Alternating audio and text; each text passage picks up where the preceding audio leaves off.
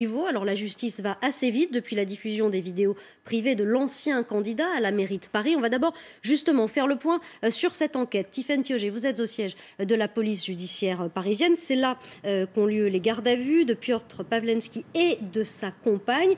Et les profils de ces deux protagonistes commencent à se préciser, notamment celui de cette jeune femme. Les gardes à vue, elles nous en apprennent beaucoup, et sur les profils et sur la suite de l'enquête.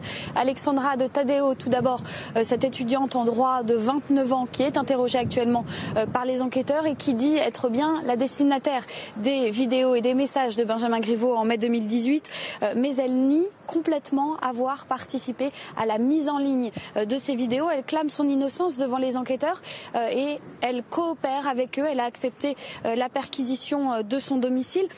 Dans cette histoire, son compagnon, Piotr Pawlenski, n'a pas du tout la même position. Il choisit, lui, pendant cette garde à vue qui est toujours en cours, de garder le silence. Il a refusé la perquisition dans son appartement. Il en a le droit puisque la peine encourue dans cette affaire est plutôt faible. Il a donc pu refuser cette perquisition. Les gardes à vue qui se poursuivent, pour elles, elles peuvent durer jusqu'à ce soir. Pour lui, la garde à vue peut durer jusqu'à demain matin. Et ensuite, ils seront probablement présentés à un juge d'instruction qui pourra décider de leur mise en examen et de les placer soit en détention provisoire, soit sous contrôle judiciaire. Et ils risqueraient alors jusqu'à 2 ans de prison et 60 000 € d'amende.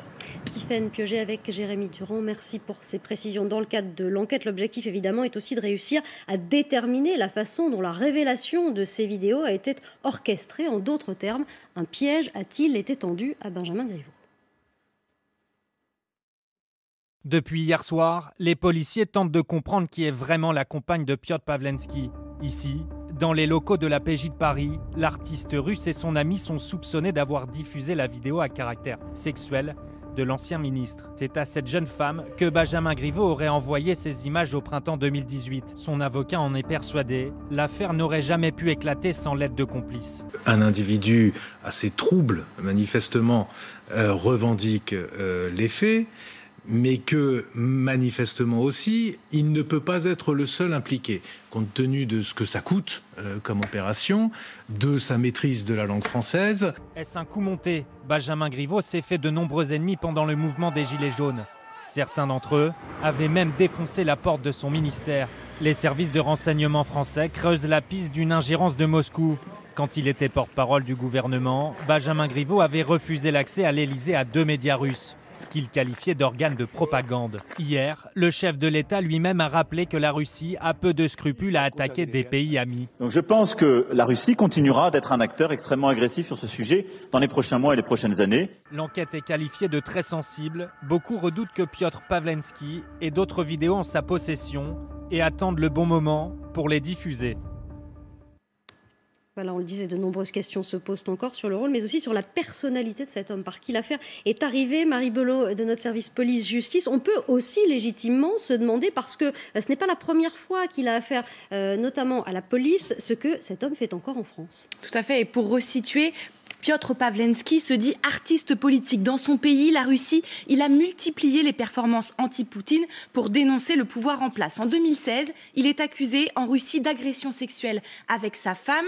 Tous deux crient alors au coup monté. Ils se réfugient à Paris avec leurs 2 filles. En mai 2017, ils obtiennent tous les deux le titre de réfugiés politiques selon un avocat spécialisé en droit des étrangers. S'ils ont obtenu ce statut, c'est parce qu'ils ont réussi à démontrer qu'ils étaient persécutés pour leurs idées dans leur pays. En France, Piotr Pawlenski a de nouveau mené un acte contestataire en incendiant la façade d'une succursale de la Banque de France. Pour cela, il a été condamné à 3 ans de prison, dont 2 avec sursis. Et depuis, on le sait, il est impliqué dans 2 autres affaires. Ces fameux faits de violence avec arme le soir du 31 décembre, pour laquelle d'ailleurs il faisait l'objet d'une fiche de recherche, et pour cette histoire de diffusion de vidéos compromettantes. Et malgré tout ça, selon les experts, eh bien, ces infractions ne sont pas suffisamment graves pour lui retirer l'asile politique. Perdre ce statut est extrêmement rare. C'est l'Office de protection des réfugiés, l'OFPRA, PRA qui prend cette décision, et ça ne concerne que les individus qui ont commis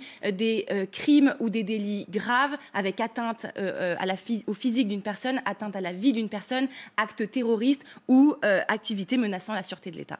C'est beaucoup plus clair, merci beaucoup Marie Belot. Avant de refermer cette page consacrée à l'affaire Griveaux, il faut préciser que le candidat fait désormais l'objet d'une protection policière. Ce n'était pas le cas jusqu'à présent, même lorsqu'il était en campagne, mais, et c'est ce qu'a confirmé ce matin sur notre antenne la porte-parole du gouvernement, il faut prévenir un certain nombre de menaces. Moi, je ne suis pas au cœur de l'enquête qui entoure Benjamin Griveaux, mais je sais que lui et son épouse ont été menacés et que donc c'est à ce titre-là qu'il bénéficie d'une protection policière.